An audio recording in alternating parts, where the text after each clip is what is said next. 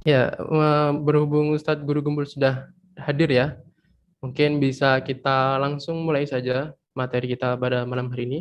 Pada Ustadz Guru Gembul, waktu dan layar saya persilahkan. Monggo Ustadz. Assalamualaikum warahmatullahi wabarakatuh. Alhamdulillahirabbil asyhadu an la ilaha illallah wa asyhadu anna muhammadar rasulullah. Allahumma shalli ala Muhammad wa ala Muhammad. Selamat malam semuanya. Assalamualaikum. Semoga semuanya dalam kondisi baik-baik saja dan semoga apa yang akan kita bicarakan sekarang bermanfaat, berfaedah dan memberikan pencerahan. Dan ada beberapa hal yang harus saya sampaikan. Pertama, di sini saya tidak ingin meluruskan atau mencerahkan dan sebagainya, sama sekali tidak seperti itu. Jadi kita biasakan untuk melihat segala sesuatu dalam berbagai perspektif dan kita harus siap untuk menerima pernyataan dari orang lain, dan karena itu maka dalam hal ini kita susah sekali untuk menemukan jalan yang lurus dalam konteks ini, sehingga jangan ada kata diluruskan atau hal yang semacam itu, karena ini adalah interpretasi, ini adalah pendapat, ini adalah kajian. Jadi ya, tidak ada kebenaran mutlak dalam pendapat seseorang, dan karena itu seseorang itu termasuk saya, apalagi saya ya tidak ikut dalam hal meluruskan, tidak ada seperti itu. Saya akan langsung saja menjelaskan seperti ini. Ya, apa yang dimaksud dengan radikal? Radikal itu sesungguhnya memiliki 3 makna. Makna yang pertama itu adalah bahwa dia keterlaluan. Dia masuk ke dalam prinsip-prinsip yang esensial. Itu radikal yang pertama. Kemudian radikal yang kedua itu adalah bahwa dia terlalu menuntut untuk terjadinya perubahan. Dia terlalu menuntut untuk adanya revolusi. Kemudian yang ketiga itu adalah dia berpikir dan bertindak terlalu maju, jadi progresif. Jadi ada kaitan antara istilah progresif dengan radikal. Itu memang ada yang seperti itu. Nah, apakah itu semua dilarang? Ada yang dilarang, ada yang tidak dilarang. Jadi seperti ini, sama seperti kajian-kajian lain. Jadi kalau misal Baraya memahami tentang filsafat bahasa, khususnya dekonstruksi, di situ ada istilah, di situ ada pernyataan bahwa setiap kata-kata itu pasti dan bisa dan selalu ditafsirkan dengan cara yang berlainan, bahkan menemukan makna yang berbeda, yang bertentangan sama sekali. Misalkan kata munafik. Kita tahu artinya munafik itu ya. Munafik itu artinya kurang lebih perbedaan antara apa yang dikatakan dengan apa yang ada di dalam hati. Kurang lebih seperti itu. Tetapi kalau kita melihat dunia nyata, fenomena sosial, maka kita akan melihat misalkan penzina atau pelakor gitu ya, itu mengatakan, ya saya berzina gini-gini, saya terang-terangan aja, saya nggak munafik gitu. Nah, pernyataan tidak munafik itu yang dikatakan oleh pelakor itu telah mengkhianati makna munafik yang sesungguhnya, tetapi secara leksikal gak jadi masalah. Secara bahasa itu benar, tetapi pemaknaannya beda. Nah, dalam semua hal, istilah-istilah itu sering diganti agar tidak sesuai dengan makna aslinya demi kepentingan kelompok-kelompok tertentu. Maka istilah radikal pun demikian. Walaupun secara definitif kita mengetahui bahwa yang dimaksud dengan radikal itu adalah bahwa yang tadi itu nuntut terlalu keras untuk perubahan, kemudian secara esensial terlalu mendasar berpikirnya dan sebagainya, tetapi dalam pemaknaan sehari-hari, radikal itu selalu digunakan oleh kelompok-kelompok tertentu untuk menyudutkan pihak-pihak yang lain yang bertentangan. Misalkan Wahabi menganggap NU itu radikal, NU itu radikal misalkan, tapi kata NU Muhammadiyah itu radikal dan lain sebagainya. Jadi ada terlalu banyak hal-hal yang terkait dengan perubahan-perubahan makna seperti itu. Nah, tetapi dalam Islam, apakah seseorang itu boleh radikal? Bahasa yang paling bisa dipahami di dalam Islam untuk alih bahasa radikal itu adalah gulu atau berlebihan. Jadi segala sesuatu yang berlebihan itu di dalam Islam itu terlarang, apapun itu. Jadi ibadah kalau berlebihan itu terlarang karena gulu, dan gulu itu merusak dalam semua hal. Nah, ada banyak sekali ada banyak sekali hadis-hadis yang terkait dengan larangan gulu atau larangan radikal. Kenapa seperti itu? Karena, nah ini penting ya, karena pada dasarnya banyak di antara para sahabat sendiri yang radikal, banyak di antara para sahabat sendiri yang berlebihan. Kenapa Nabi sering melarang radikalisme? Kenapa Nabi sering melarang gulu? Karena banyak yang terjadi pada waktu itu seperti itu. Begitu. Nah, karena contoh dari para sahabat yang berlebihan itu seperti apa? Misalkan seperti ini. Nabi itu mengatakan bahwa baca Quran itu kalau bisa maksimal banget kalau bisa dihatamkan sebulan sekali. Kalau bisa ya. Dan inilah yang akhirnya membuat para ulama itu bikin juz sampai 30 juz gitu ya, dengan harapan memudahkan umat Islam kalau mau baca Quran, menghatamkan Quran sehari 1 juz, jadi 30 hari gitu ya. Jadi pembagian juz itu tidak ada di zaman Nabi, adanya di zaman para ulama belakangan. Kenapa seperti itu? Karena anjuran Nabi, kalau bisa, kata Nabi, sebulan itu tamat, hatam. Tetapi ada di antara para sahabat yang mengatakan, saya bisa lebih dari itu, lebih cepat daripada itu. Berapa hari? Seminggu. Ya udah, sok seminggu, tapi jangan lebih dari itu.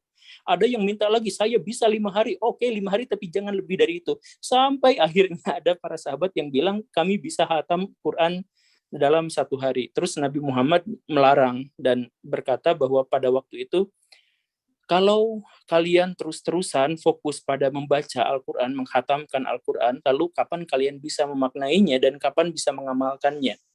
Nah, kan seperti itu. Maka penting sekali di zaman Nabi itu mengamalkan Al-Quran dibandingkan menghatamkannya. Maka sampai beberapa sahabat itu, atau kebanyakan sahabat itu, tidak mau menghafal Al-Quran atau tidak mau menerima berita tentang ayat Al-Quran kalau ayat sebelumnya belum dilaksanakan.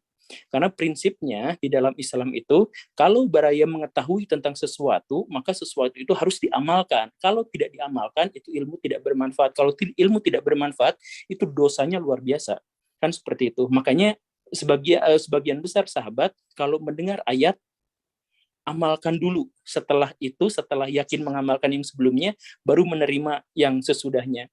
Makanya dalam hal ini, kita mengetahui alasan kenapa para sahabat itu penghafal Qur'annya sedikit. Saya mohon maaf ya, bukan berarti melarang untuk menghafal Quran, cuman maksudnya di antara 125 ribu sahabat Nabi yang menghafal Quran itu hanya sekitar 150 orang. 150 orang di antara 125 ribu sahabat Nabi. Jadi misalkan Ali hafal Quran, Ibnu Mas'ud hafal Quran, Ibnu Abbas hafal Quran. Tetapi Khalid bin Walid tidak hafal Quran, Umar bin Khattab tidak hafal Quran, siapa Amr bin As tentu saja tidak hafal Quran dan lain sebagainya. Jadi banyak.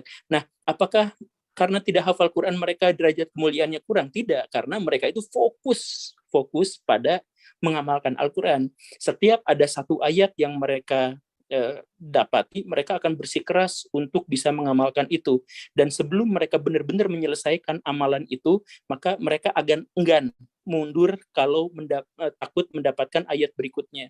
Maka Ibnu Mas'ud pada waktu itu berkata, zaman sekarang, maksudnya zaman para sahabat, zaman Nabi, itu kami itu agak sulit untuk menghafal Quran, tetapi sangat mudah untuk mengamalkannya.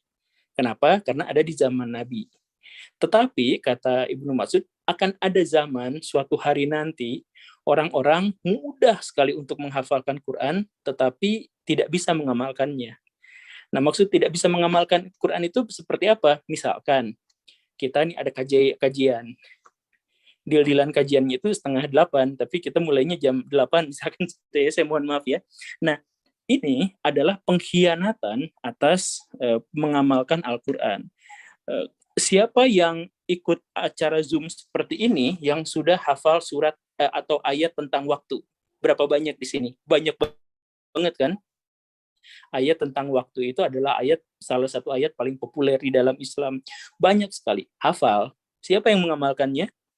Kalau seandainya mengamalkan, maka kita tidak akan terlambat seperti tadi. Dan kenapa kita terlambat? Karena kita tidak mengamalkannya. Artinya misalkan dalam hal ini kita telah mengkhianati Al-Quran atau pengamalan Al-Quran, dan inilah yang dimaksud dengan pernyataan Ibnu Mas'ud tadi, yang tentu saja Ibnu Mas'ud pasti mendapatkan inspirasinya dari Nabi Muhammad, walaupun tidak diceritakan di ini. Nah, umat Islam sekarang itu menjadi radikal dalam hal itu, dalam dia fokus pada satu hal, dan dia mengejar satu hal, ya apa? Dia fokus, dia mengejar pada satu hal, tetapi kemudian dia mengabaikan hal yang lain. Nah, ini adalah radikal. Atau misalkan contoh bahwa ada di antara para sahabat dulu yang bersumpah, bersumpah, saya tidak akan menikah, saya akan terus-terusan berpuasa, dan saya akan terus-terusan tahajud. Maka Nabi Muhammad bukannya memuji, malah marah. Itu gulu, itu gak boleh seperti itu bukan bagian dari umat saya. Umat saya itu gak akan kayak gitu. Umat saya itu seimbang. Karena apa? Karena ya kalau seperti itu gulunya dalam satu pihak, dalam satu sisi, dalam hal ibadahnya saja. Sedangkan dalam hal-hal yang lain itu tidak seperti itu. Misalkan kan di dalam Islam itu tidur itu berpahala. Jadi kalau tidak tidur itu berarti mengkhianati syariat Islam. Makan minum itu berpahala karena itu membuat kita bisa hidup. Kalau tidak makan itu zolim, dosanya besar sekali. Bahkan misalkan pengharaman terhadap babi itu, babinya bisa jadi halal demi kita bisa makan. Kalau misalkan nggak ada makanan yang lain gitu. Artinya syariat kita untuk makan itu lebih urgen, lebih penting daripada keharaman babi. Begitu. Ya. Nah, balik lagi, jadi radikalisme itu pada akhirnya telah menghancurkan kebudayaan dan peradaban Islam, karena orang-orang Islam sekarang terlalu banyak mengejar pada satu bidang tertentu, dan di situ dia fanatik sekali, sedangkan bidang-bidang yang lain diabaikan. Begitu. Itu kita masuk bab pertama tentang definisi radikal. Kalau ada yang mau ditanyakan, silakan tanyakan dulu sebelum kita masuk ke bab yang kedua, yaitu tentang sejarah radikalisme. Ada yang mau ditanyakan dulu, moderator? Baik, terima kasih Ustaz. Pada teman-teman yang ingin bertanya, monggo silahkan bisa raise hand, lalu on mic, atau silahkan bisa melalui kolom chat komentar ya. India. Iya,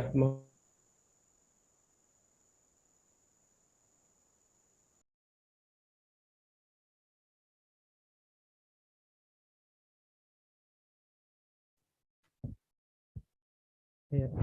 Mohon maaf. Baik, terima kasih pada Ustadz atas penyampaiannya. Mohon maaf tadi saya belum on mic ya. Jadi saya beri 2 pertanyaan saja ya, insya Allah untuk menjawab mengenai pengertian radikalisme. Jadi silahkan pada Fikri Imanuddin, saya persilahkan untuk bertanya dan on mic. Assalamualaikum, izin bertanya, apakah radikalisme ini memiliki hubungan dengan apa yang sering kita dengar, yaitu istilah baru mabuk agama? Seperti itu Pak Guru Gembul.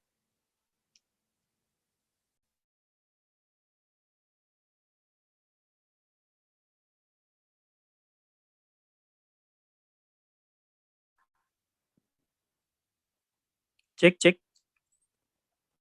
Halo? Apa suara saya terdengar? Terdengar, Ustaz. Oh iya, terdengar. Oke. Barusan ada ini. Jadi gini, apakah mabuk agama yang dimaksud itu adalah radikal? Sama seperti yang saya sampaikan di awal, makanya ini adalah kunci yang sangat penting. Istilah apapun, itu sekarang itu maknanya diganti oleh kelompok tertentu untuk menyudutkan pihak yang lain. Begitu. Jadi semua istilah. Jadi di beberapa episode saya pernah bermain-main dengan istilah seperti ini, dan ini adalah bagian dari filsafat bahasa yang kita bisa temukan dalam Ferdinand Saussure atau Derrida. Maksudnya radikal itu untuk kelompok tertentu malah dianggap sebagai kami ini radikal, kami itu kuat. Kalau radikal itu adalah dihujat sama seluruh muslimin, kalau radikal itu adalah bagian dari syariat Islam, maka saya siap radikal sampai mati dan sebagainya, begitulah ya. Nah, termasuk juga mabuk agama. Mabuk agama itu dalam konotasi orang-orang tasawuf misalkan, itu adalah sesuatu yang sangat baik. Itu adalah puncak. Mereka menyebutnya itu adalah puncak dari ma'rifah. Ketika mereka akhirnya bertemu dengan, dalam tanda kutip ya, bertemu dengan Tuhan, Kemudian mereka merasakan keindahan, keintiman bertemu dengan Tuhan, dan mereka benar-benar mabuk. Mereka gak ngerasain rasa sakit, mereka gak bisa menemukan apa, mereka hanya merasakan kebahagiaan. Nah, mabuk agama dalam konteks ini adalah sesuatu yang baik. Tetapi kemudian untuk konteks yang lain atau untuk pihak lain, menyebut bahwa itu adalah sesuatu yang sangat buruk. Makanya jangan terjebak, nah ini penting ya, jangan terjebak pada istilah radikalisme atau apa, karena itu semuanya adalah klaim. Sekarang misalkan gini lah contohnya ya, Wahabi itu ngaku Ahlus Sunnah wal Jamaah, NU ngaku Ahlus Sunnah wal Jamaah, Muhammadiyah ngaku Ahlus Sunnah wal Jamaah. Tidak ada satupun di antara mereka itu yang memiliki konsepsi yang sama tentang apa itu Ahlus Sunnah wal Jamaah. Istilahnya sama, tetapi kemudian mereka mengartikan pemaknaannya itu berbeda-beda satu sama lain. Jadi jangan berkutat pada apa yang istilah radikalisme itu, tapi fokus pada apa yang terjadinya.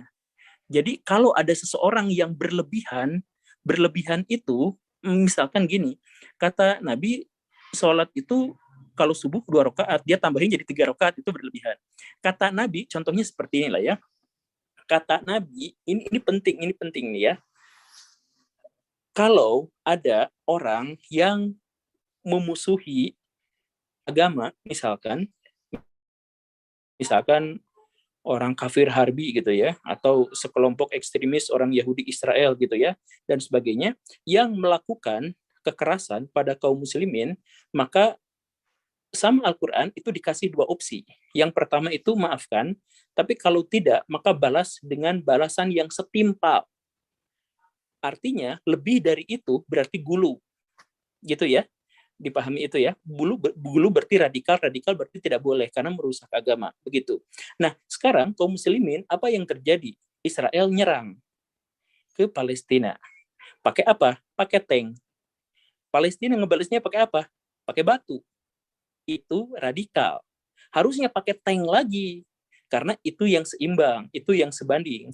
Kalau Israel bisa menyerang Palestina misalkan karena kekuatan diplomatik yang sangat kuat terhadap negara-negara Barat, negara Eropa, maka Palestina harus membalas itu dengan apa? Dengan menciptakan kekuatan diplomasi yang sama kuatnya terhadap negara-negara Barat. Maka itulah kekuatan yang seimbang itu. Kalau lebih dari itu atau kurang dari itu, maka itu gulu. Nah, yang sekarang dilakukan oleh orang-orang Palestina tidak seperti itu, tetapi malah melempar batu. Dan orang-orang Islam di Indonesia misalkan, ketika ada penghinaan terhadap Nabi Muhammad, ketika ada apa, yang mereka lakukan apa? Demo. Itu salah. Yang seharusnya dilakukan itu adalah karena orang-orang non-Islam, orang-orang yang jahat, orang-orang ekstremis itu menyakiti orang-orang Islam dengan media massa, maka kita harus kuasai media massa. Setelah kita menguasai media massa itu, kita lawan balik mereka di area itu. Ya, aduh, goyang-goyang kameranya karena saya pegang ini, saya mohon maaf. Atau saya gimana ya, susah. Nah, jadi orang-orang Islam zaman sekarang itu tidak berani untuk melawan dengan seimbang, dengan sebanding, karena memang kita hubud dunia, kita urusan-urusan dunia. Jadi kita gak mau habis-habisan belajar di bidang ekonomi, gak mau habis-habisan belajar di bidang jurnalisme, gak mau habis-habisan belajar di bidang fisika, gak mau seperti itu. Pengennya rebahan, guling-guling, nanti kalau misalkan Islam dihujat, marah-marah gitu ya. Tapi kalau udah marah, ya udah ngelemparin kedubes, terus udah itu gak ada aksi nyata, gak berpikir bagaimana caranya menciptakan satu tatanan politik atau satu tatanan ekonomi agar kita menjadi lebih cerdas, menjadi lebih hebat, menjadi lebih baik dan sebagainya. Jadi ya seperti itulah yang namanya gulu. Jadi fokusnya sekali lagi yang tadi itu bukan pada bukan pada istilah, tetapi pada apa yang dilakukannya seperti itu. Dan saya mohon maaf ini ya terkait dengan hal ini.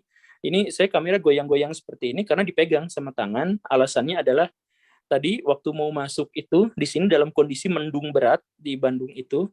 Jadi pas di studio saya lagi bikin ini sinyal nggak nyampe. Jadi karena sinyal nggak nyampe, saya terpaksa harus mendekati WiFi, dan akhirnya karena nggak ada tempat duduk, ada sih tempat duduk, tapi nggak ada meja untuk nyimpan HP-nya, jadi terpaksa seperti ini. Saya mohon maaf ya. Oh, yang penting suaranya masih jelas Pak ya. Jadi syukur kalau seperti itu. Itulah jawaban dari saya. Kita lanjut atau ada pertanyaan dulu? Baik, Pak. Ini Mungkin baru bab 1, baru definisi. ya, baik Ustaz. Mungkin untuk agar waktunya cukup ya. Mohon maaf kepada teman-teman yang sudah bertanya. Mungkin bisa di-keep untuk pertanyaan di akhir sesi nanti, di sesi pertanyaan. Mungkin bisa langsung dilanjut saja, Ustaz.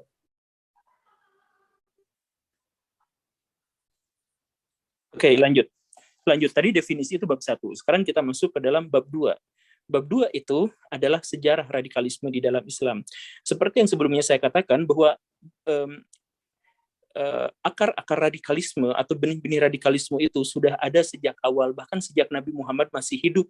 Makanya Nabi Muhammad sering mengeluarkan dalil-dalil tentang larangan untuk radikal, karena memang sejak awal itu sudah ada.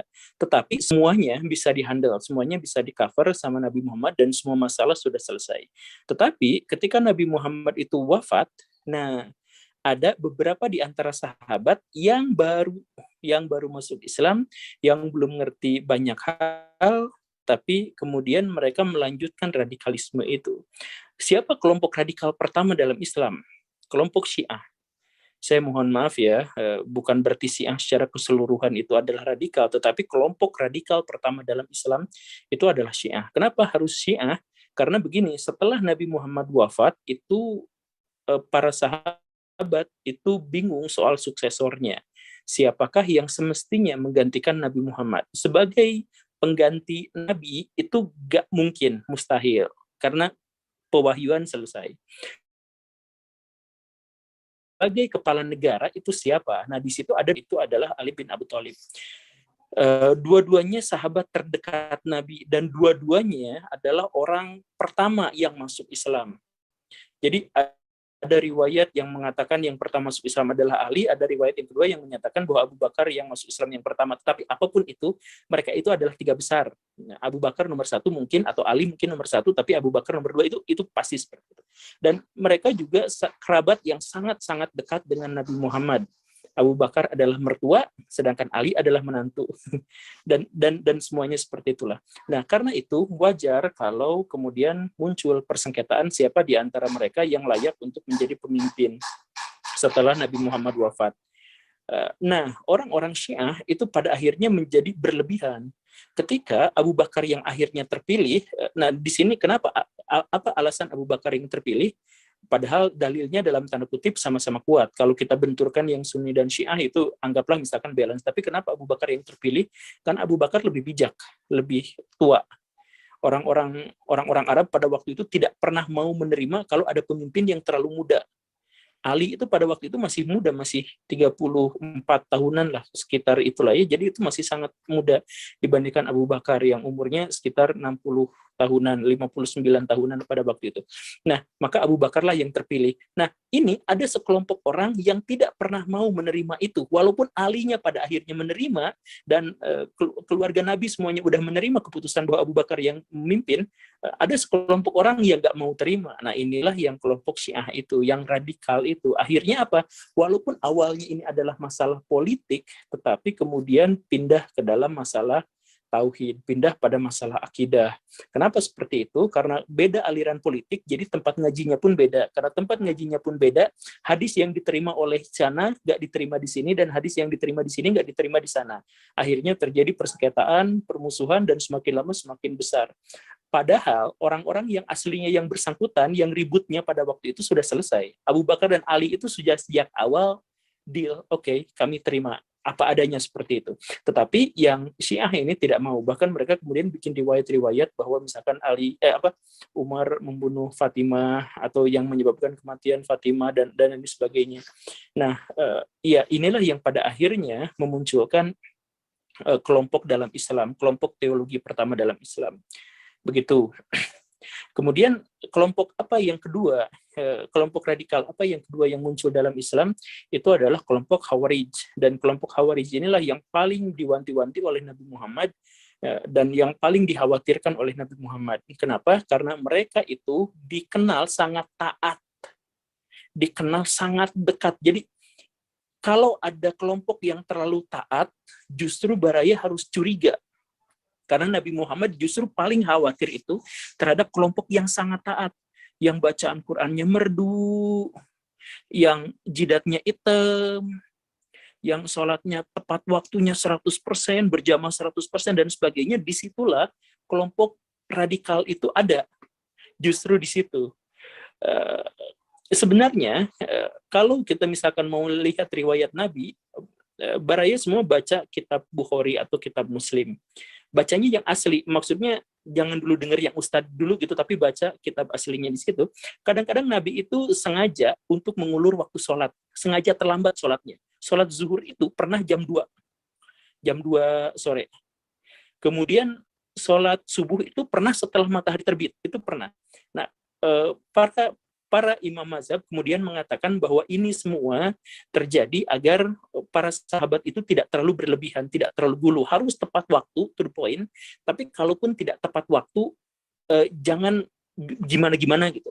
Makanya kalau misalkan baca kitab Al-Muwatta atau misalkan pernyataan-pernyataan Imam Malik, misalkan sholat itu ada dua waktu. Waktu yang pertama itu adalah waktu yang utama, waktu yang tepat waktu.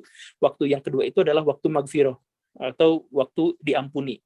Jadi misalkan sholat asar jam 5, itu disebutnya waktu magfirah. Maksudnya apa? Itu sebaiknya tidak dilakukan, tetapi ketika itu dilakukan pas sholat itu menggugurkan dosa dari keterlambatan waktu sholat itu. Itu kata Imam Malik. Maksudnya apa? Maksudnya jangan terlalu berlebihan. Kalau misalkan kita ada urgen sesuatu urusan, ya ditinggalkan, maksudnya dipindah waktunya, diulur sedikit, gak jadi masalah. Apalagi sholat isya. Sholat isya itu sebagian sahabat mengatakan lebih baik diundur waktunya. Jadi kalau ada misalkan kajian seperti ini, bertabrakan dengan waktu sholat isya, ya sholat isyanya yang dipundurin gitu. Ya gak semua sahabat mengatakan seperti itu, tetapi ada pendapat yang seperti itu. Yang maksudnya mengatakan adalah, maksudnya kalau ada orang yang terlalu ketat dalam agama, itu harus dikhawatirkan. Karena Nabi Muhammad memang mengkhawatirkan sahabat, kelompok umat Islam yang terlalu taat, sedemikian taat sampai dia gulu, sampai dia berlebihan. Seperti itu. Nah, apa yang membuat kelompok Khawarij ini berlebihan? Begini. Nah, ini juga sesuatu yang harus dicatat, atau sesuatu yang harus ini. Di dalam Islam, Quran itu bukan hukum. Hadis itu bukan hukum, tetapi sumber hukum. Jadi akar dari hukum itu Quran dan Sunnah. Sumber hukum itu Quran dan Sunnah, tapi Al-Quran Sunnah itu bukan hukum. Jadi kalau misalkan ada peristiwa, jangan dihakiminya pakai Quran Sunnah, dihakiminya pakai hakim, pakai pengadilan. Tapi hakim itu harus bersumber pada Quran dan Sunnah. Gitu. Jadi maksudnya seperti ini.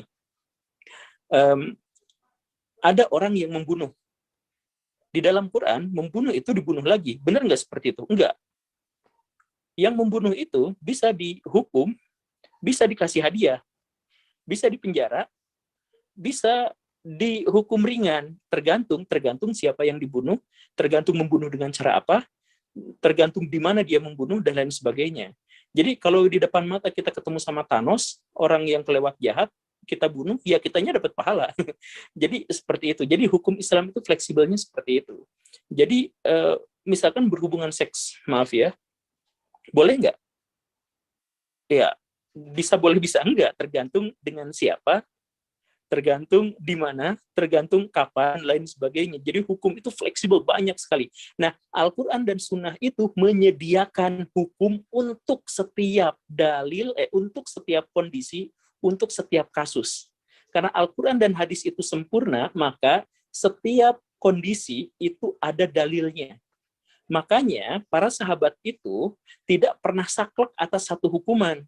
Misalkan Umar ketemu pencuri, dipotong, ada yang dipotong, tapi ada yang dibiarkan bebas, ada yang malah bos dari si pencuri itu yang dicambukin. Beda-beda. Kenapa? Karena setiap kondisi ada dalilnya. Itu contoh yang seperti inilah. Di Indonesia belum ada sih ininya kitabnya ya, tetapi di internet ada kitab Al-Kharaj, kitab pajak karya Abu Yusuf. Di situ itu ada contoh bagaimana para sahabat mengambil hukum. Misalkan begini, kalau misalkan baca di surat Al-Anfal, itu dijelaskan bahwa kalau ada tentara, kemudian tentara itu berhasil menguasai wilayah musuh. Nah, setelah setelah menguasai wilayah musuh itu, apa yang harusnya dilakukan? 1/5-nya untuk Allah dan Rasul-Nya, kemudian 4/5 itu untuk pasukan itu. Jadi harta rampasan perang itu diberikan kepada pasukan yang menaklukkannya itu. Begitu. Nah, bisa nggak itu dilaksanakan di zaman sekarang? Indonesia misalkan perang sama Timor Leste misal, kemudian menang, maka 4/5-nya untuk pasukan yang datang ke sana itu, sedangkan 1/4-nya untuk negara. Bisa nggak seperti itu? Nggak bisa kan? Nah, berarti Indonesia melanggar syariat? Enggak. Umar sendiri itu menolak syariah ini, dalam tanda kutip ya, Umar ini menolak syariah ini. Kata Umar, wah saya nggak setuju kalau kita perang ke satu tempat, kemudian kalau kita menang 4/5-nya buat pasukan. Itu ketika Umar bilang nggak setuju kayak gitu, itu Bilal bin Rabah itu gebrak meja, itu marah-marah sama Umar. Kamu bertentangan dengan syariat Islam. Nah, kata Umar, saya tidak bertentangan dengan syariat Islam. Saya memindahkan satu dalil ke dalil yang lain, dari Al-Anfal ayat 41 ke Al-Hasyr. Apa di dalam Al-Hasyr itu dikatakan bahwa kalau kita menang perang, maka harta kekayaannya harus dibagi-bagi ke fakir miskin, ke orang, agar tidak numpuk kekayaan itu pada satu kelompok saja, dan agar kekayaan itu berkesinambungan. Artinya sebagian besarnya buat negara, kemudian negara itu gunakan untuk kemaslahatan masyarakat bersama. Jadi maksudnya dalam hal ini adalah satu kondisi, yaitu kita menang perang, itu dalilnya bisa banyak. Nah, Umar itu memindahkan dari satu dalil ke dalil yang lain. Karena hukum Islam itu bisa fleksibel, karena seluruh kondisi itu ada dalilnya. Nah, yang sekarang jadi masalah, Khawarij itu satu hukum, hanya satu hukum, satu dalil, gak peduli sama kondisinya seperti apa. Kondisinya ceritanya pada waktu itu seperti ini, Muawiyah memberontak pada Ali. Kenapa memberontak? Karena Ali dianggap melanggar syariah. Kenapa? Karena pembunuh Utsman tidak diadili. Kalau pembunuh Utsman tidak diadili, maka Muawiyah menyatakan bahwa Ali itu tidak sah sebagai pemimpin karena dia tidak adil. Kan seperti itu. Nah, kenapa Ali tidak menghukum para pembunuh Utsman? Karena belum jelas. Jadi butuh pengadilan dulu. Oke, butuh pengadilan. Tapi Muawiyah akhirnya nyerang Ali. Nah, Khawarij di sini mengatakan Ali harus membunuh Muawiyah karena Muawiyah itu memberontak. Siapapun yang memberontak pada khalifah yang sah, maka dia harus dibunuh. Tapi Ali nggak mau membunuh Muawiyah. Nah, ini kan dalilnya, ini penting ya, dalilnya kalau ada pemberontak pada pemimpin, bunuh. Ali tidak membunuh Muawiyah. Ali melanggar syariat Islam nggak? Enggak. Kata Ali, kalau ada perselisihan, maka kita harus ngadain tahkim atau arbitrase. Itu ada syariatnya juga. Jadi Ali bukan melanggar syariat, tapi memindahkan syariat dari satu ke dalil yang lain, karena kondisinya berbeda. Khawarij tidak terima itu. Pokoknya Al-Quran itu adalah hukum. Hadis itu adalah hukum. La hukma ilallah. Tidak boleh ada hukum selain hukum Allah. Jadi kalau Muawiyah seperti itu, bunuh. Dan kalau Ali tidak membunuh Muawiyah, maka Ali tidak sah sebagai pemimpin, dan bahkan dia telah murtad karena dia tidak menjalankan hukum Islam. Wa malam yahkum bima anzalallah, yang ayat yang terkenal itu. Karena seperti itulah, maka Khawarij itu dianggap sebagai kelompok radikal. Begitu. Maka sejak saat itulah muncul kelompok-kelompok radikal yang belakang-belakangan, yang fokusnya adalah pada satu hal, kemudian dia menolak hal yang lain. Jadi dia tidak bisa melihat segala sesuatu secara luas, tidak bisa menemukan dalil-dalil di dalam Al-Quran yang lain, pokoknya satu dalil untuk satu kejadian gitu. Jadi kalau misalkan di zaman sekarang, kalau ada penzina dihukum rajam karena itu sesuai syariat, ya enggak, tergantung perzinahnya seperti apa, di mana dan sebagainya. Dan kalau misalkan ada orang yang misalkan melakukan perzinahan tapi tidak ada pengakuan di situ, berarti dia itu dosa pribadi. Orang lain nggak boleh ikut campur dan nggak boleh ngegerebek. Itu penting sekali. Karena apa? Karena itu aib. Aib nggak boleh dibocorkan, sebab kalau dibocorkan maka orang-orang akan tahu. Dan kalau orang-orang semuanya tahu, maka itu akan menjadi kebiasaan masyarakat. Sekarang dalil aib dibocorkan atas nama syariat Islam. Nah, ini kan akhirnya kacau gitu. Nah, itu sejarah awal mula tentang radikalisme itu seperti apa. Ada yang mau ditanyakan? Saya jadi paham. Oh ya. Oke, ada yang mau ditanyakan? Itu bab 2-nya segitu dulu. Mohon maaf Ustadz, mungkin diselesaikan dulu saja Ustadz untuk materinya. Jadi Oh, bagi teman-teman, Oh, gitu. ya untuk pertanyaan bisa terlebih dahulu sampai sesi pertanyaan nanti. Oke. Oke, baik. Saya sebenarnya pengen ngobrol dulu, tapi gak apa-apa. Ya udah, bab 3-nya itu adalah tentang radikalisme di zaman modern. Radikalisme di zaman modern itu kemudian terwujud dalam kelompok-kelompok radikal. Apa yang dimaksud dengan kelompok radikal? Kelompok yang berlebihan. Kelompok yang berlebihan itu kelompok yang apa? Berlebihan itu adalah kelompok yang menganggap sesat atau salah kelompok yang lain. Jadi misalkan seperti ini. Sunni Syiah ada di antara orang-orang Syiah misalkan yang baik ada banyak. Di kelompok Sunni banyak. Misalkan Imam Bukhari. Imam Bukhari itu menerima hadis-hadis Syiah. Imam Bukhari menerima hadis-hadis Khawarij. Imam Bukhari menerima hadis-hadis orang-orang Mu'tazilah yang kita sebut sebagai liberal. Itu diterima semuanya sama Imam Bukhari. Kenapa seperti itu? Karena firqoh itu, kelompok itu gak penting. Dan firqoh itu gak ada yang radikal. Yang menjadi radikal itu adalah orang-orang yang ada di dalamnya. Jadi NU itu bisa jadi gerakan radikal kalau dia menganggap FPI itu sesat. FPI itu menjadi radikal kalau dia menganggap kelompok yang lain di luarnya itu halal darahnya, sesat dan sebagainya. Jadi di dalam Islam itu hak setiap orang untuk berbeda pendapat, tapi haram untuk berpecah belah. Berbeda pendapat sah, boleh. Semua ulama menyatakan beda pendapat dalam Islam itu boleh, kecuali akidah. Ya kan? Boleh semuanya seperti itu. Yang nggak boleh itu adalah berpecah belah. Nah, yang sekarang terjadi itu dibalik. Kita beda pendapat itu disesat-sesatkan sama itu, dan kita akhirnya dan pecah belah itu akhirnya terjadi. Jadi seperti itu. Jadi saya misalkan kemarin bikin video itu yang dulu sebenarnya setahun yang lalu tentang gerakan Islam radikal di Indonesia. Saya katakan pada kesimpulannya adalah bahwa tidak ada satupun kelompok radikal di dalam Islam, yang ada itu adalah individu-individu radikal dalam kelompok Islam itu. Karena kelompok-kelompok itu hanya interpretasi atas nama agama. Jadi misalkan saya katakan seperti ini, apakah saya Sunni? Bukan.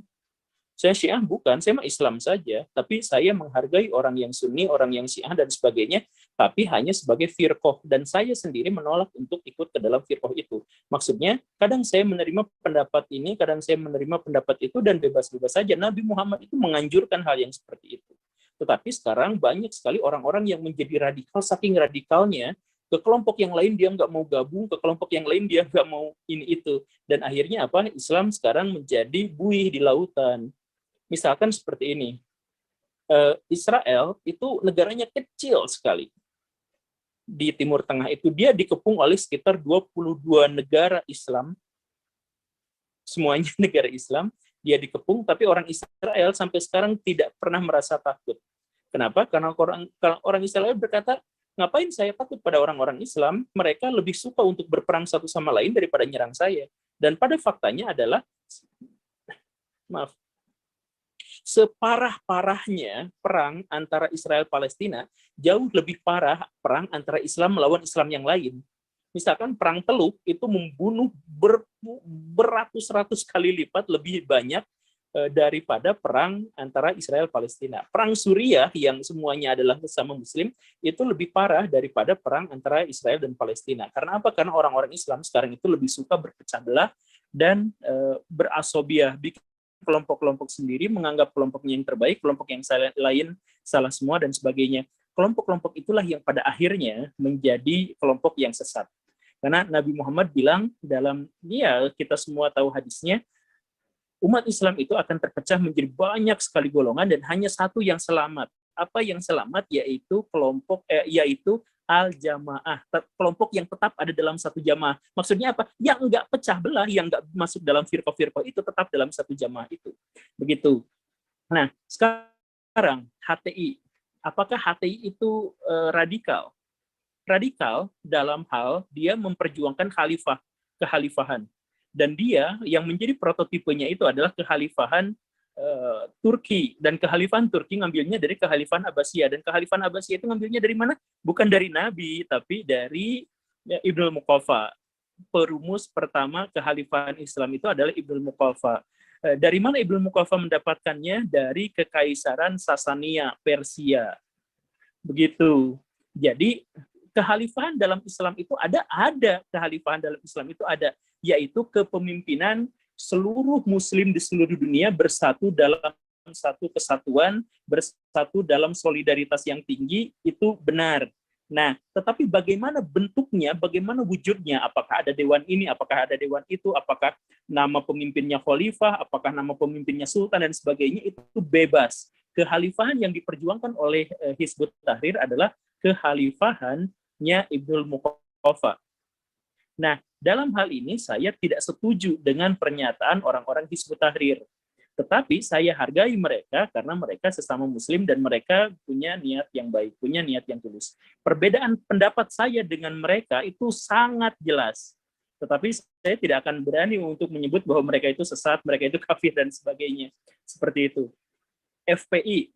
Saya tuh sering sekali mengkritik FPI. Karena apa? Karena mereka sering melakukan hal-hal yang bertentangan dengan syariat Islam. Demo itu, apalagi bakar ban, itu haram. Haramnya luar biasa. Kenapa? Karena menghalangi orang lain berjalan, kemudian bakar ban itu bikin polusi dan sebagainya. Dari situ aja banyak sekali yang mereka langgar.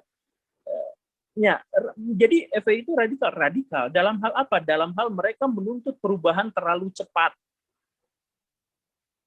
Jadi seperti definisi yang tadi saya sampaikan, apa yang dimaksud dengan radikal? Radikal itu adalah ketika ada orang yang menuntut perubahan secara cepat. Nah, FPI dalam hal ini adalah radikal? Iya, radikal dalam hal itu. Bukan berarti ada orang-orangnya yang seperti itu. Nah, kemudian NU. Apakah NU itu radikal? Radikal dalam hal apa? Dalam hal memperjuangkan bersikeras mereka dalam mempertahankan nilai-nilai atau praktek-praktek tradisi.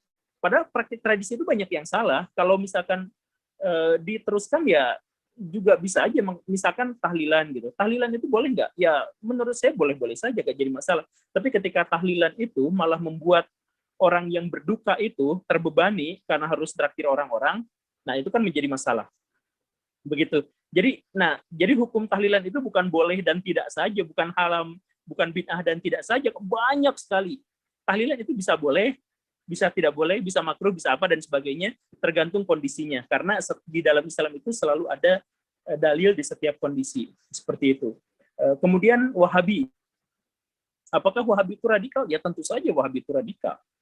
Karena apa? Karena mereka bersikeras pada rumusan Ibnu Taimiyah terkait dengan sunnah dan bid'ah.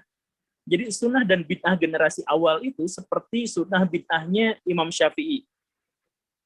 Jadi Imam Syafi'i itu sampai membagi bid'ah hasanah, bid'ah tidak hasanah gitu ya. Ya, itu sunnahnya generasi awal itu seperti itu. Nah, kemudian ketika Ibnu Taimiyah menyatakan hal yang sebaliknya, boleh nggak? Boleh.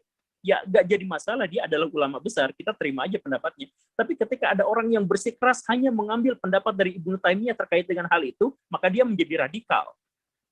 Jadi radikalisme itu adalah ketika dia kekeh bersikeras pada satu gagasan, satu pendapat yang itu sesungguhnya adalah penafsiran belaka. Begitupun dengan aliran-aliran atau kelompok-kelompok atau firqah-firqah atau manhaj-manhaj dan sebagainya dalam gerakan Islam kontemporer di dunia saat ini. Ikhwanul Muslim itu radikal dan lain sebagainya itu radikal. Kalau mereka kemudian menyatakan bahwa interpretasi mereka atas agama itu ya, interpretasi mereka atas agama itu kemudian dipaksakan pada kelompok lain, sehingga siapapun yang tidak sesuai dengan interpretasi mereka terhadap agama maka dianggap sesat, kafir dan sebagainya. Gitu. Oke, 3 bab diselesaikan saja. Silakan sesi tanya jawab. Baik, terima kasih Ustadz atas penyampaiannya. Mungkin tadi ada satu peserta yang raise hand ya untuk bertanya pada Saudara Ade Suryadi. Saya persilahkan untuk on mic dan bertanya. Halo? Saudara Ade Suryadi, bagaimana? Mic saya dikunci katanya. Izin sudah. Pak. Assalamualaikum warahmatullahi wabarakatuh. Waalaikumsalam. Waalaikumsalam. Saya ingin tanyakan Pak, kan tadi Bapak bilang tentang radikalisme itu adalah seseorang yang kekeh dalam satu apa kayak hadis atau apa gitu Pak. Tapi kalau misalnya di luar itu Pak, macam seperti ideologi-ideologi yang lain itu bagaimana Pak? Gimana ideologi apa? Ada nggak di luar Islam itu ideologi yang lain yang bisa memunculkan radikalisme gitu Pak? Ya, oke. Baik, terima kasih. Pertama, Islam itu bukan ideologi. Nah, ini Hizbut Tahrir ini menurut saya salah dalam hal ini. Mereka menganggap bahwa Islam itu adalah ideologi. Secara definitif, ideologi itu adalah gagasan, pemikiran, ilmu tentang ilmu. Jadi itu yang dibuat manusia. Islam itu secara akidah tidak dibuat oleh manusia. Sehingga menyebut Islam sebagai ideologi itu menurut saya kesalahan fatal. Begitu, itu yang pertama. Kemudian yang kedua, apakah di luar kelompok Islam itu ada organisasi atau kelompok atau pemikiran yang membuat menjadi radikal? Banyak sekali. Pada prinsipnya adalah seperti yang saya katakan tadi, kita abaikan dulu istilah radikalisme itu. Karena istilah itu akan terlalu banyak dipakai oleh satu kelompok untuk menyudutkan kelompok yang lain. Dan maknanya bisa diganti-ganti. Yang jadi masalah itu adalah apakah mereka memaksakan dan menganggap kelompok yang lain salah atau tidak. Fokusnya di situ. Komunisme itu radikal, tetapi tidak semua komunis itu adalah radikal. Vietnam itu sampai sekarang komunis, tapi mereka tidak radikal. Nepal itu sampai sekarang komunis, tapi tidak radikal. Begitu. Dan Indonesia sama Vietnam itu sering lebih komunis Indonesia. Tapi kan kita nggak mau menyebut Indonesia itu komunis radikal, kan? Jadi, sekali lagi saya sampaikan bahwa di seluruh dunia itu banyak sekali kelompok-kelompok yang radikal, tetapi kita jangan fokus pada nama radikal, karena itu bisa disematkan pada siapapun. Fokus pada apa yang mereka lakukan.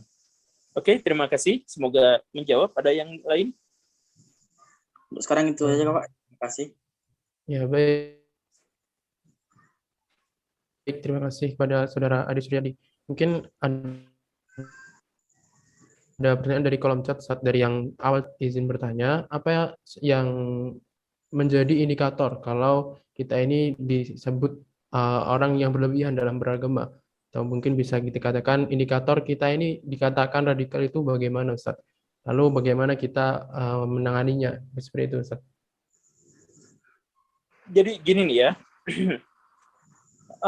apa indikator kita berlebihan?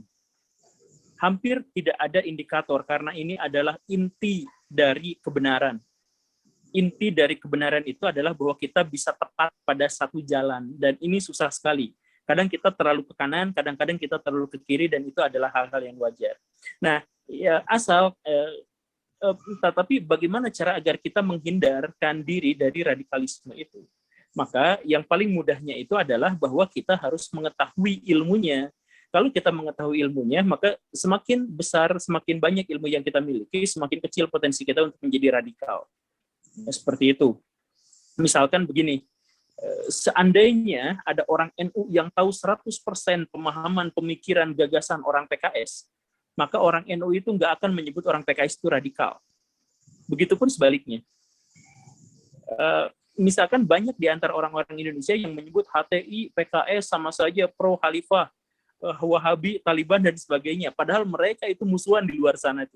Karena mereka itu punya gagasan pemikiran yang berbeda-beda. Tapi karena kitanya tidak tahu atas hal itu, maka kita menuduh radikal mereka. Dan akhirnya kitalah yang radikal karena kita telah menuduh mereka dengan cara yang salah. Begitu. Nah, jadi kalau misalkan itu jadi fokus intinya adalah kita harus berilmu atas hal itu. Kemudian yang kedua adalah bagaimana cara kita mengetahui apakah kita itu radikal atau tidak. Jawabannya sederhana, kalau itu di luar batas syariah maka itu radikal. Kalau tidak, ya tidak, selesai. Misalkan gini, yang di Indonesia itu sering, Habib Bahar bin Smith kemarin mengancam, mengatakan, mau Habib, mau ulama, mau siapapun, kalau telah mengkhianati Habib Rizik, maka akan saya habisi satu-satu. Itu radikal jelas. Karena di dalam Islam, yang namanya ulama itu gak boleh dihabisi hanya gara-gara berbeda pendapat dengan Habib Rizik.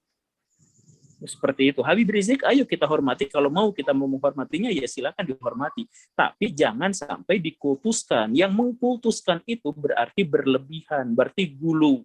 Dan ini adalah kritik Nabi Muhammad terhadap orang-orang Kristen. Saking taatnya, saking baiknya, saking penuh dengan mujizatnya, Nabi Isa dituhankan.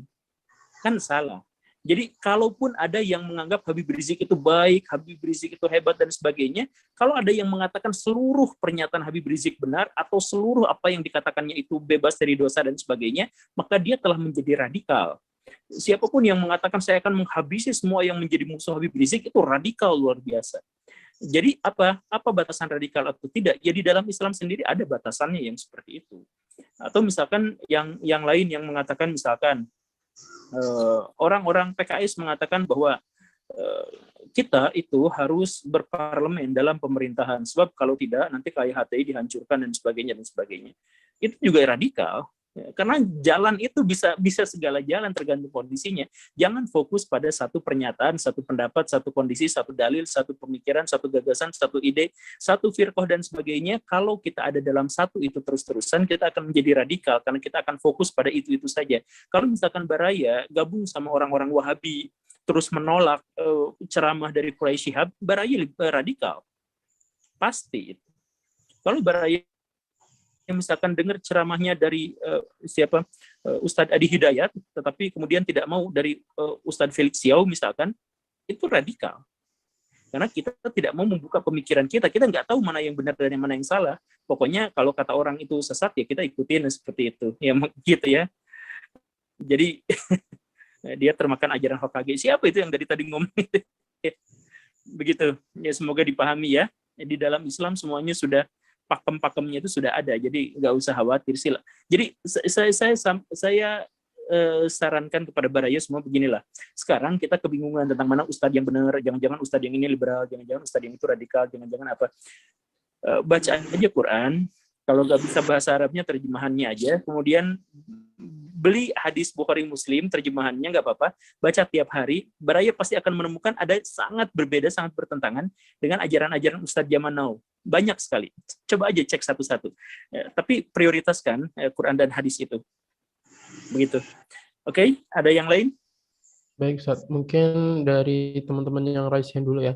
Ini tadi saya kurang tahu urutannya. Jadi mungkin yang on cam terlebih dahulu ya. Mohon maaf bagi teman-teman yang belum on cam. Silahkan kepada Saudara Muhammad Iqbal Baskoro ya, maaf. Bisa on mic dan mengajukan pertanyaannya. Baik, Assalamualaikum. Izin bertanya, Pak Guru. Kira-kira faktor apa saja ya yang menyebabkan adanya radikalisme selain dari faktor pemikiran kita atau kepercayaan kita terhadap sesuatu itu? Misalkan ada faktor apakah yang lebih seperti itu? Iya.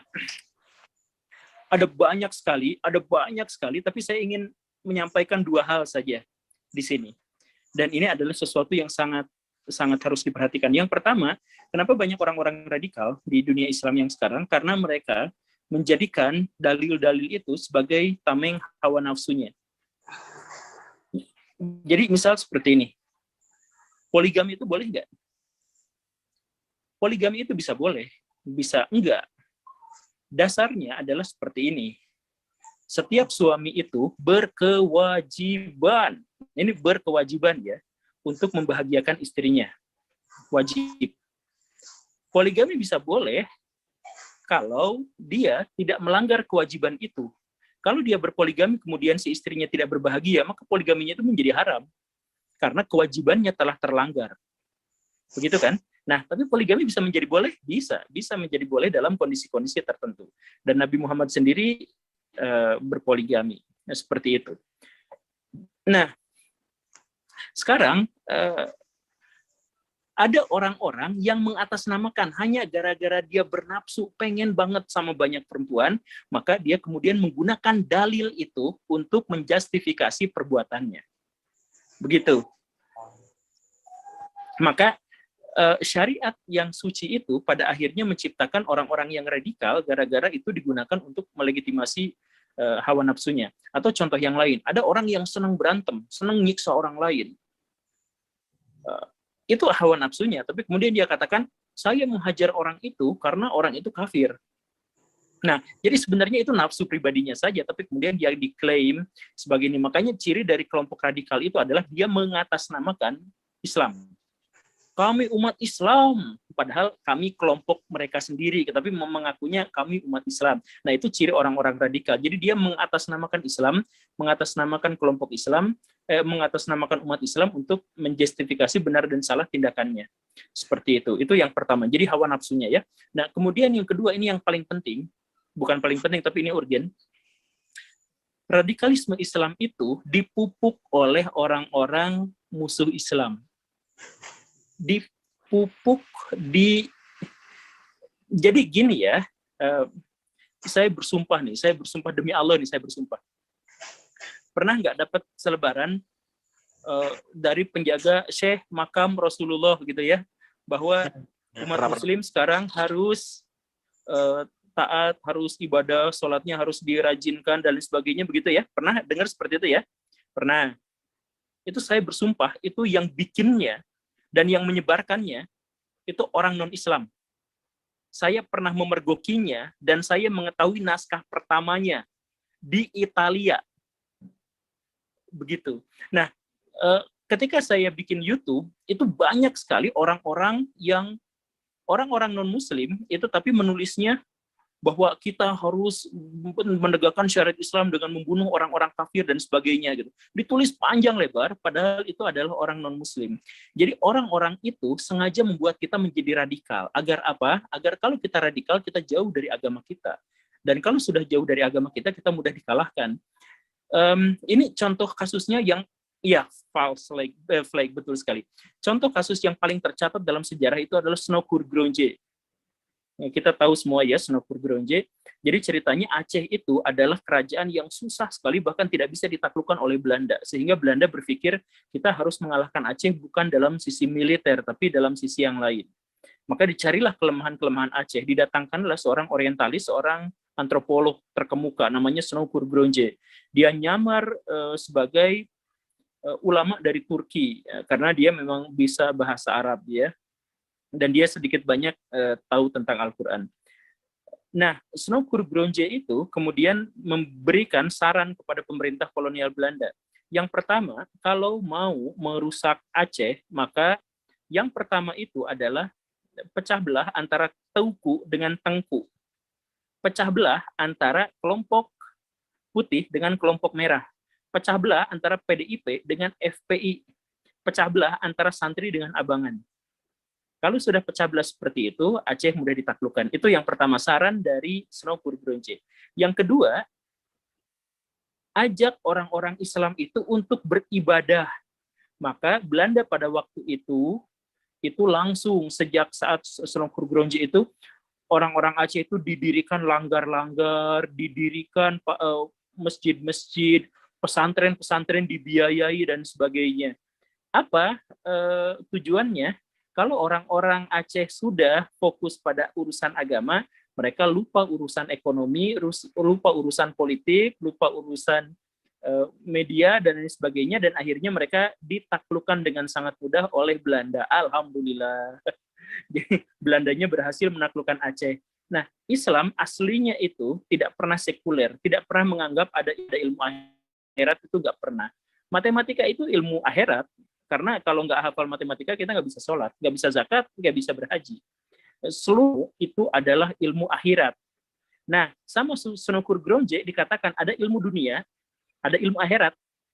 Nah, bilang sama masyarakat Aceh, nggak usah ngejar-ngejar ilmu dunia, ilmu akhirat saja. Ekonomi biar kami yang urus, arsitektur biar kami yang urus, mitigasi biar kami yang urus. Kalian mau fokus aja ke akhirat. Nah, karena seperti itu, Aceh menjadi sekuler dan itu yang berlaku sampai sekarang. Jadi orang-orang terhadap satu hal, tetapi bahkan misalkan gini, bahkan ketika mereka sekalipun terhadap Prancis, terhadap Amerika Serikat, mereka paling banter cuma bisa ngelemparin telur ke kedutaan besar karena mereka tidak bisa menciptakan persenjataan yang negara-negara itu kita nggak bisa apa-apa kan. Ya, karena sudah sekuler itu Kenapa? Karena sudah diradikalkan oleh kelompok non-Muslim yang menjadi musuh Islam itu. Snoukur Gronje pada waktu itu ya dalam satu sisi kita harus hormati dia karena dia sedang memperjuangkan negaranya.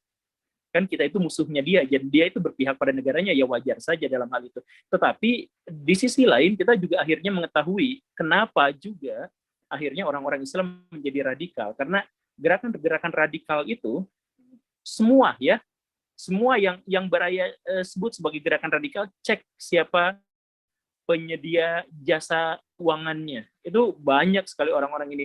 Hampir seluruh bank syariah itu ekonomi terbesarnya, pemodalnya itu dari non-Islam. Begitu. Oke, ada lagi yang mau ditanyakan? Baik, Ustaz. Terima kasih atas jawabannya. Mungkin ada lagi, Ustaz, dari teman-teman yang mengikuti live streaming di YouTube, Ustaz. Ini, Assalamualaikum Ustaz, saya izin bertanya, bagaimana pandangan Ustaz dengan framing media kalangan tertentu, khususnya pada media Wahabi dan Salafi. Terima kasih. Ya, makanya seperti yang tadi saya sampaikan, kalau umat Islam di framing, itu yang salah orang Islam. Kalau Israel-Palestina perang, terus Palestinanya kalah, itu Palestina yang salah. Karena apa? Karena kalau pihak yang benar itu dikalahkan, maka itu salah. Kalau kita misalkan mengklaim, menyatakan, menjudge bahwa misalkan Israel salah dan Palestina benar, kemudian kita mengetahui bahwa Palestina kalah perang, maka berarti Palestina salah. Karena kebenaran telah dikalahkan, dan kebenaran yang kalah itu salah.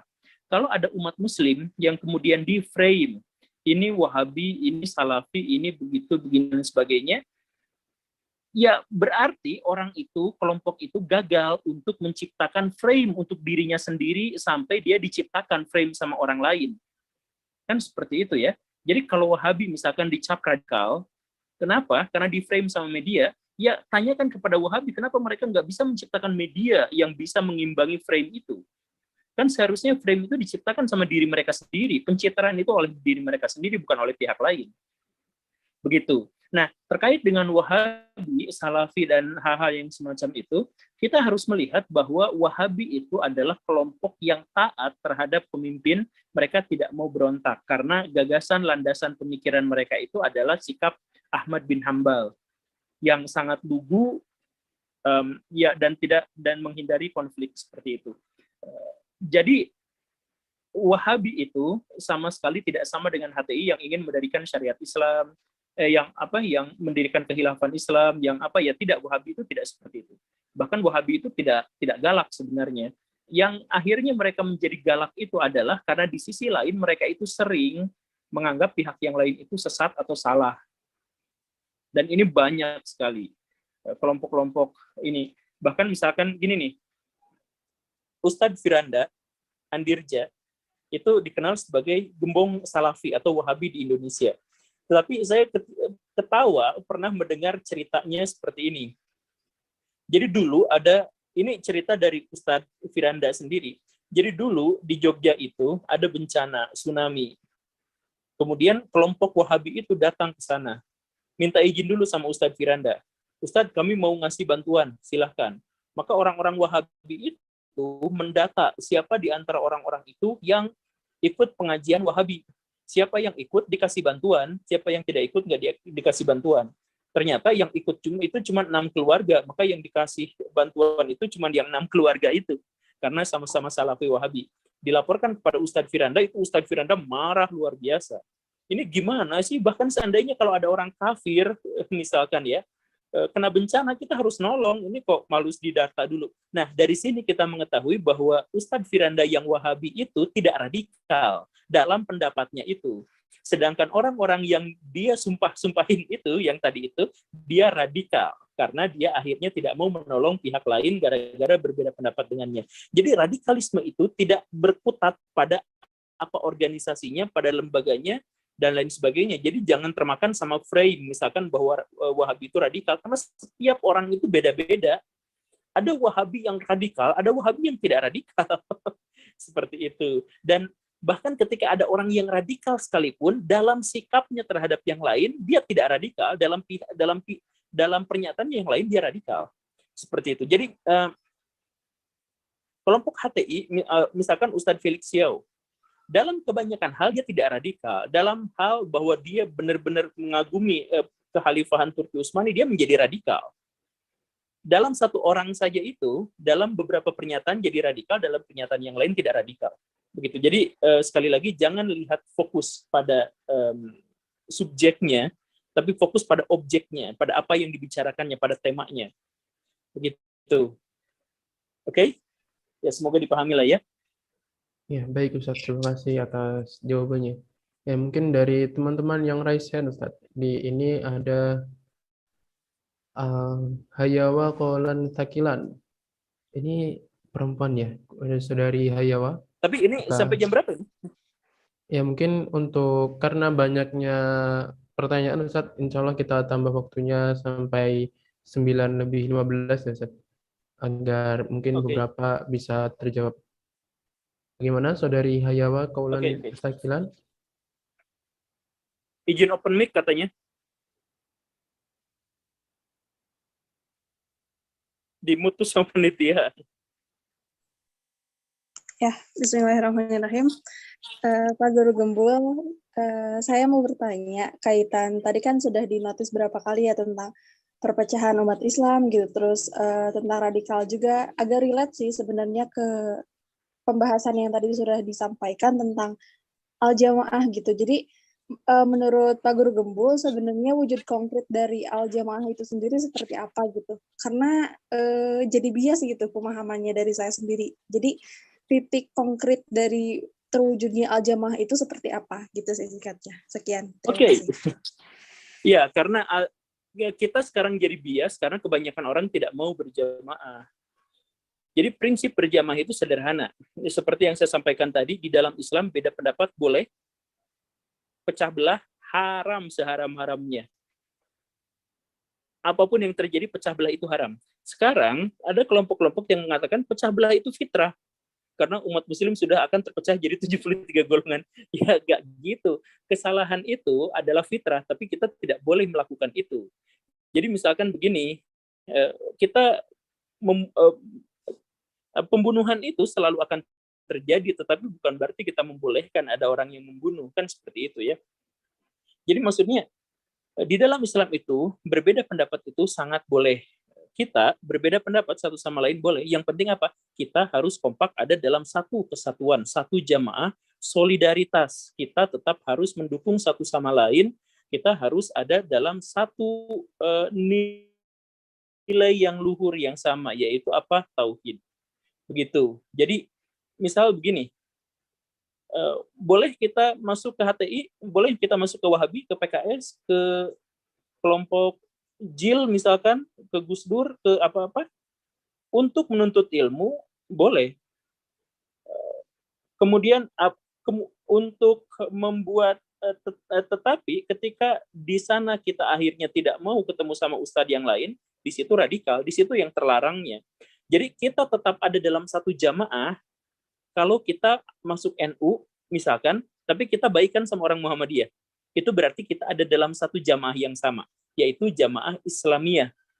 Tetapi kalau kita sudah tidak mau menganggap yang itu sesat, yang itu kafir dan sebagainya, tidak bisa. Lah, tapi kan itu pernyataannya benar-benar salah. Ya, kalau pernyataannya benar-benar salah, ya sebut aja pernyataannya salah, bukan orangnya yang salah. Misalkan kemarin Buya Syakur menganggap bahwa bahwa Siti Khadijah itu Kristen. Saya misalnya terbuka kemungkinan pendapat untuk itu.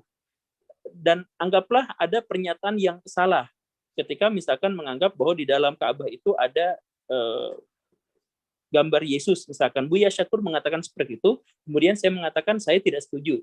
Nah, kalaupun saya tidak setuju, saya tetap menghargai itu. Tetapi ketika itu tidak setuju, misalkan itu salah gitu, misalkan itu sesat, misalkan. Ya, sesat itu pendapat pada bagian itunya, bukan orangnya secara keseluruhan. Quraisy Shihab menyatakan jilbab itu gak wajib. Saya mengatakan jilbab itu wajib. Saya katakan orang yang tidak mengatakan jilbab itu wajib itu salah, itu sesat. Tapi pada bagian pendapat yang itunya, jadi orangnya saya tidak akan menganggap orang itu sesat, saya tidak akan menganggap orang itu salah, karena ada lebih banyak ilmu dan pengetahuan yang bisa didapat dari beliau. Begitu. Jadi tetap ada dalam satu jamaah, tetap ada dalam satu kesatuan, tetap ada dalam satu solidaritas, tidak berprasangka buruk terhadap orang-orang yang mengucapkan 2 kalimat syahadat. Kalaupun ada yang berbeda pendapat, yang sesat, pada pendapat itu saja. Kita sempitkan pada pendapat itu saja, pendapat-pendapat yang lain terbuka kita untuk menerima atau menolaknya. Jadi Islam al-jamaah itu adalah Islam yang seperti itu. Seperti yang saya katakan tadi, Bilal dan Umar itu beda pendapatnya drastis, hampir dalam semua hal. Dan Umar itu takut sama Abi Bilal. Umar itu garang sama banyak orang, tapi Umar itu takut pada sahabat-sahabat yang dia anggap lebih dekat sama Nabi Muhammad. Jadi sama Bilal itu Umar takut, sama Ali itu Umar takut, sama Abu Bakar Umar itu takut, sama Khalid bin Walid misalkan Umar itu bisa sangat tegas ngelawan gitu. Walaupun Khalid itu kan pamannya sendiri. Kenapa seperti itu? Nah, ya maksudnya gini, walaupun mereka berbeda-beda pendapat, tapi mereka tetap ada dalam satu kesatuan, ada dalam satu jamaah. Begitu. Semoga tidak lagi bias ya. Jadi kita bedakan antara berbeda pendapat dengan berpecah belah.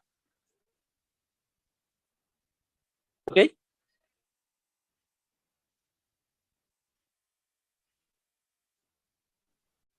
Baik, Ustaz. Udah? Terima kasih banyak atas jawabannya ya, Ustaz. Mungkin satu penanya lagi ya, Ustaz. Insya Allah satu lagi. Mohon maaf pada teman-teman yang masih ada pertanyaan. Silahkan mungkin bisa mengikuti kajian Ustadz Guru Gembul di kajian berikutnya. Jadi ada satu lagi pertanyaan kepada Fauzan Zakhari. Saudara Fauzan Zakhari. Bisa silahkan untuk on mic ya. Baik, sebelumnya apakah suara saya terdengar? Terdengar. Baik. Assalamualaikum warahmatullahi wabarakatuh. Izin bertanya pada Guru Gembul. Saya izin menyinggung pada kajian sebelumnya pada bab 2 yang mengenai materi tersebut. Di situ kan Guru Gembul mengatakan bahwa terkadang untuk zaman sekarang ini banyak ustadz-ustadz atau guru-guru yang pendapatnya atau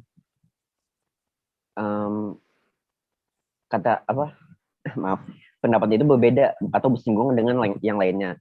Sedangkan kita sebagai umat muslim sendiri yang masih belajar tentunya masih sangat sulit untuk membedakan mana untuk mengikuti ustadz yang mana yang sebaiknya patut dicontoh. Dan tadi Guru Gembul juga mengatakan bahwa sebaiknya kita belajar juga sendiri melalui Al-Quran dan hadis.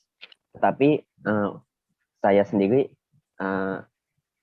pernah mendengar bahwa kita masih membutuhkan guru untuk mengkaji Al-Quran dan hadis karena isinya masih tidak bisa dipahami jika kita tidak memiliki ilmu gitu Ustaz. Jadi sebaiknya bagaimana cara kita memilih guru yang benar untuk diikuti, yang mengikuti prinsip Islam yang sebenarnya gitu. Terima kasih Ustaz. Oke, nah jadi begini. Nah, jadi memang ada orang yang mengatakan bahwa kita jangan langsung belajar pada Quran dan Sunnah karena kita belum mengerti ya. Nah, ini adalah pernyataan dari orang Kristen abad pertengahan. Jadi orang Kristen abad pertengahan dulu menganggap mengeluarkan fatwa bahwa orang Kristen itu nggak boleh baca Alkitab karena nggak akan dimengerti. Harus ikut ke ulamanya. Maka akhirnya peradaban mereka kacau, runtuh, hancur. Dan ini juga adalah pernyataan dari orang-orang Hindu tahun 500 sebelum Masehi yang mengatakan Weda itu jangan dibaca sembarang orang, nanti akan menyesatkan. Mendingan ikut ke pendetanya. Akhirnya mereka tidak maju-maju peradabannya. Al-Quran itu sudah jelas menyebut bahwa ini hudalinas, hudalil mutakin. Jadi ini adalah petunjuk bagi manusia, petunjuk bagi orang beriman. Artinya Al-Quran itu bisa dipahami seluruh manusia kecuali dalil detail-detail kecil. Siapa mufasir paling terkemuka di dunia Islam? Imam Ibnu Jarir At-Tabari. Gak ada mufasir yang gak kenal dia, itu mustahil. Karena dia adalah rajanya para mufasir. Nah, Imam Ibnu Jarir At-Tabari itu dalam tafsirnya itu mengatakan bahwa sebagian besar ayat di dalam Al-Quran itu bisa dipahami semua orang tanpa kecuali. Sebagian besar. Sebagian kecil itu hanya bisa ditafsirkan oleh Nabi Muhammad. Dan sebagian kecil lagi itu hanya Allah yang tahu. Jadi kayak alif lam mim gitu ya, itu hanya Allah yang tahu. Tetapi intinya sebagian besar itu bisa dipahami oleh setiap orang karena mukjizat Al-Quran itu adalah dia bisa dipahami dari orang yang gelandangan sampai profesor. Ngerti. Itu mukjizat Quran. Jadi kalau ada yang sampai mengatakan jangan belajar Quran langsung, nanti akan sesat, harus ada gurunya, itu menurut saya adalah yang radikal tadi itu. Karena pun sudah dijamin sama seluruh ulama mazhab, semua tanpa kecuali baca Quran dulu. Kalau sudah baca Quran, ada yang nggak ngerti, tanya saya. Oke? Jadi jangan dibalik, jangan kita dengar Quran sunnah dari ustadz, jangan. Baca dulu Quran, baca dulu sunnah, kalau kita nggak ngerti, tanya sama ustadz itu. Begitu, karena sudah ada jaminannya di dalam Quran dan sunnah. Begitu. Terus apa lagi ya? Nah, jadi kalau misalkan ada, jadi saya sarankan kalau misalkan saya bingung kita harus ikut ustadz yang mana. Kata Nabi Muhammad, suatu hari nanti umat muslim itu akan pecah belah. Nah, terus sahabat nanya, nanti kami ikut kemana? Nabi Muhammad bilang, jangan ikut kemana-mana. Jangan pernah ikut kemana-mana. Jangan masuk ke dalam kelompok apapun. Gitu. Maka ya saya sarankan beginilah. Kalau Baraya mau, silakan Baraya punya guru. Tapi kalau misalkan Baraya kesulitan untuk memilih mana guru yang benar, mana yang salah, pelajari aja semua guru, semua, lalu pilih mana yang menurut Baraya terbaik. Itu saran. Tapi kalaupun itu masih tidak mau, itu pun susah, maka beli Quran terjemahan, beli hadis terjemahan, baca sedikit-sedikit, kalau tidak tahu, tanya guru, atau searching, atau apa. Karena sekarang banyak guru juga yang nggak tahu kan. Gitu. Ya, semoga dipahami ya. Seperti itu. Baik, insya Allah sudah menjawab ya dari pertanyaan saudara tadi siapa ya, mohon maaf. Semoga jawabannya menjawab dari pertanyaan yang barusan Fauzan. tadi. Iya, Fauzan Zakhari ya, mohon maaf. Terima kasih Fauzan Zakhari atas pertanyaan. Jadi sekali lagi saya ucapkan mohon maaf kepada teman-teman yang ingin bertanya, yang sudah raise hand maupun bertanya melalui kolom chat, karena waktu yang terbatas kita cukupkan sesi tanya jawab kita pada malam hari ini. Semoga kajian kita pada malam hari ini dapat menambah sudut pandang kita mengenai apa itu radikalisme dan juga bagaimana kita menyikapinya. Silakan teman-teman bisa mengambil pelajaran yang sekiranya dari teman-teman sekalian sesuai dan dari teman-teman sekalian bisa ambil dari pelajaran itu tersebut yang telah disampaikan. Mungkin sebelum kita tutup ada closing statement dari Ustadz Guru Gembul. Bagaimana Ustadz? Apakah ada closing statement sebelum ditutup kajian kita pada malam hari ini? Oke. Closingnya adalah seperti ini. Siapapun yang terlalu percaya dengan apa yang saya katakan barusan, dia radikal. Jadi tetaplah kritis, tetaplah skeptis, tetaplah mencari. Jangan lihat siapa yang mengatakan, tapi lihat apa yang dikatakan. Dan kembali saja, jangan khawatir untuk belajar langsung kepada Quran dan Sunnah. Oke, terima kasih, itu saja. Baik, terima kasih kepada Ustadz. Oh ya. Apabila Ustadz ada kegiatan atau mungkin keperluan berikutnya, bisa kami persilahkan untuk meninggalkan forum. Terima kasih banyak Ustadz atas segala ilmu yang diberikan. Assalamualaikum. Waalaikumsalam. Assalamualaikum warahmatullahi wabarakatuh.